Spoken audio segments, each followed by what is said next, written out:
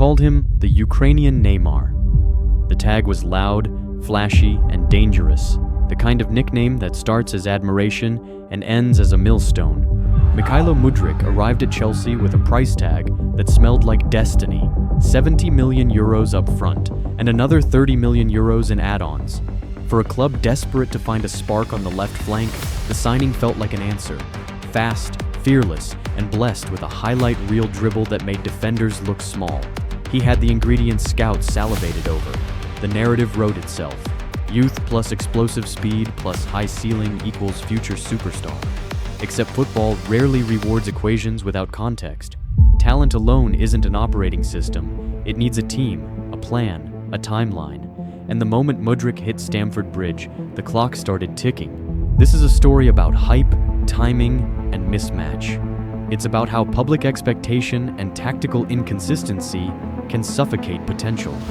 And it's also about the wildest, most unsettling detour a career can take. A provisional anti-doping suspension that threatened to turn a fragile rise into an irreversible fall. This is the full story of Mikhailo Mudryk. The promise, the purchase, the problems, and the uncertain aftermath. When you watch Mudryk in controlled bursts, in a Champions League half where he's allowed to run and attack a tired full-back, you understand the obsession. He's a live wire. He explodes in one touch, bends the game with a burst and a cut. Scouts marked him for two things: acceleration and fearless one-on-one play. Those are premium skills in modern football. They create chances where none exist. In Shakhtar Donetsk, those qualities produced real outputs. In Ukraine, he accelerated past defenses that were ill-prepared to cope with his blend of speed and trickery. He registered frequent dribbles per 90, and statistical outlets flagged him as a high-involvement attacking outlet. European scouts started to whisper. Arsenal were interested. Chelsea moved faster and harder. But context matters. Data from one league rarely translates cleanly into the Premier League, a turf where physicality, faster defensive lines, and tactical discipline punish selfishness and reward movement that helps the team. Chelsea bought the upside. The market rewarded that kind of gamble. But the gamble always came with invisible caveats: tactical fit, coaching stability, and the patience to allow a 21-year-old to morph into a decisive, integrated starter. Imports like Mudryk need a runway. A winger whose primary tools are acceleration and dribble needs overlapping fullbacks, structured rotation, and repeated minutes to learn how to exploit angles against quality Premier League defenders. He needs a manager who is willing to design phases of play that create space on the flank. He needs a team that understands how to create half spaces, pull center backs wide, and provide passing lanes that reward straight-line speed. At Chelsea, the runway was patchwork. Managerial rotations and tactical flip-flops created a whiplash environment for any young player, let alone one dealing with a 9-figure price tag. One coach would ask Mudryk to tuck, to become an inverted winger. Another would ask him to take players on, to breach lines. A third would favor structured build-up that didn't always favor raw one-on-one penetration.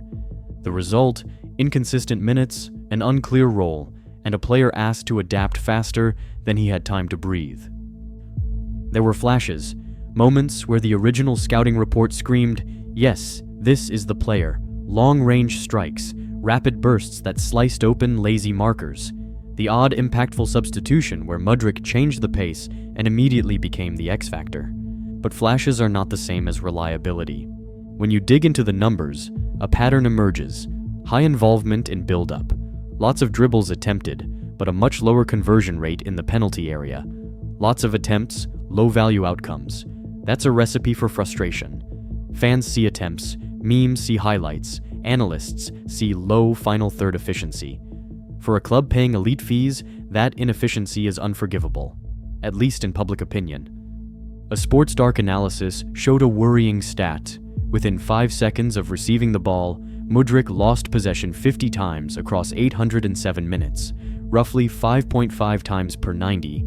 For a winger, many expected to change games by keeping the ball under pressure. That number reads like a liability. Crossing accuracy hovered near 19%, not the output of a world-class wide supplier. Combine that with injuries, timeout for groin complaints, A few weeks missed, fitness interruptions, and suddenly, the rhythm that young players rely on evaporates. Then the social part takes over. Football fans are quick to mock what they once hyped. The bigger the price tag, the faster the ridicule. Soon, Mudryk was a meme, a figure of online schadenfreude. The tattoo on his neck, "Talent ain't enough," became more of an ironic punchline than a philosophical statement. It would have been bad enough if Mudryk's struggles were purely tactical or physical, but then the doping allegation liquidified his career onto a dangerously slippery slope. In December 2024, news broke. A banned substance, meldonium, had been detected in a routine test. FA provisionally suspended him. The headlines were merciless. Meldonium, classified as a metabolic modulator, is treated seriously. It's often associated with recovery and endurance enhancement. The presence of any prohibited substance in an athlete's sample triggers immediate and severe consequences. The FA's disciplinary mechanisms are designed to be swift: provisional suspension, investigation, B-sample testing, and eventual charge if the B-sample confirms the initial finding. Chelsea and Mudryk both denied intentional wrongdoing. Mudryk's legal team engaged Morgan Sports Law, a name associated with elite defenses. Legal pathways exist. Contamination, mislabeled supplements, or procedural errors can mitigate potential bans. There is precedent. Some athletes have reduced or overturned suspensions through detailed defense and procedural challenges. But the threat is existential. A multi-year ban doesn't only remove a player from competition, it erodes market value, voids endorsements, and has cascading contract implications. For a raw, speed-dependent winger in his early 20s, a multi-year absence can be career-ending. When the B-sample reportedly also indicated an adverse finding, the football world inhaled and the narrative darkened. Eyes turned to mitigation strategies. Was this contamination? An honest mistake? A malicious mix?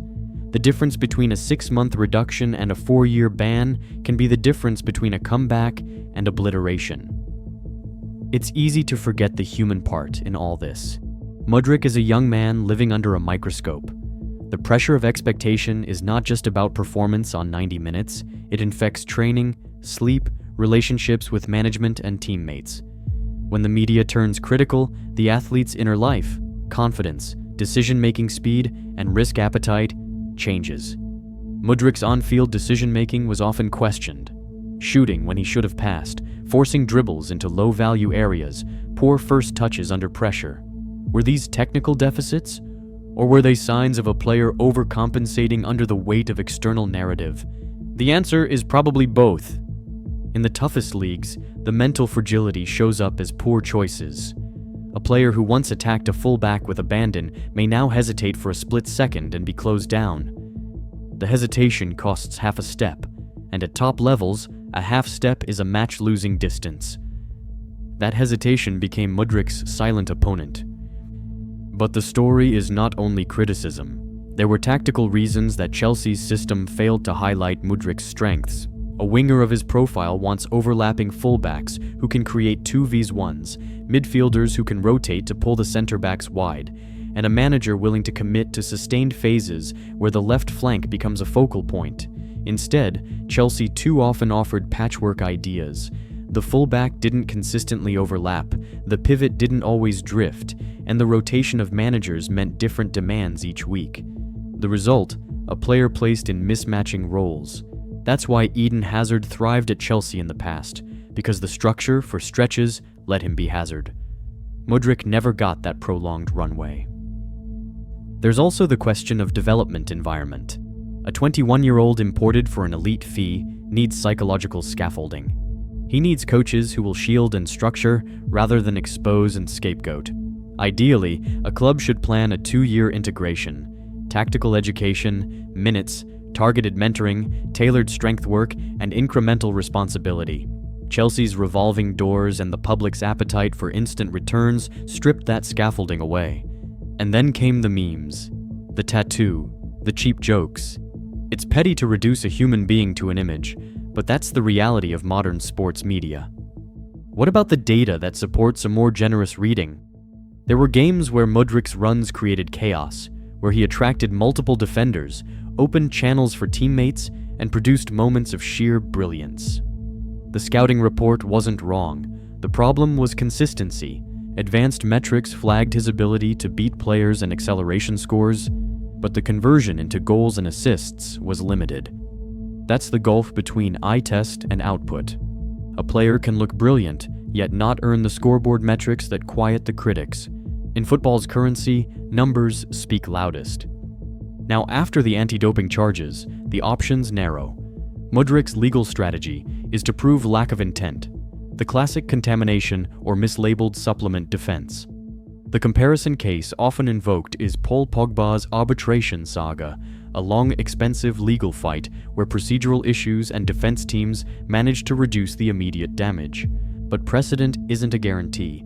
Each case is a snarled weave of testing protocols, chain of custody nuance, and legal framing. If Mudryk's defense succeeds, he can salvage minutes, perhaps reframe his Chelsea stint as a stalled but recoverable chapter. A move to a smaller club, a place where the pressure is less volcanic, could offer the playing time and consistent tactical fit he needs. A more gradual development arc could still revive his career.